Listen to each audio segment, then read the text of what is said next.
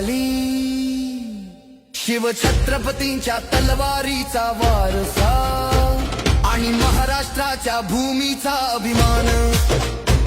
या दोन्हीच्या धगधगत्या परंपरेतून एक नेता उभा राहिला ज्याने भविष्याला नवा आकार दिला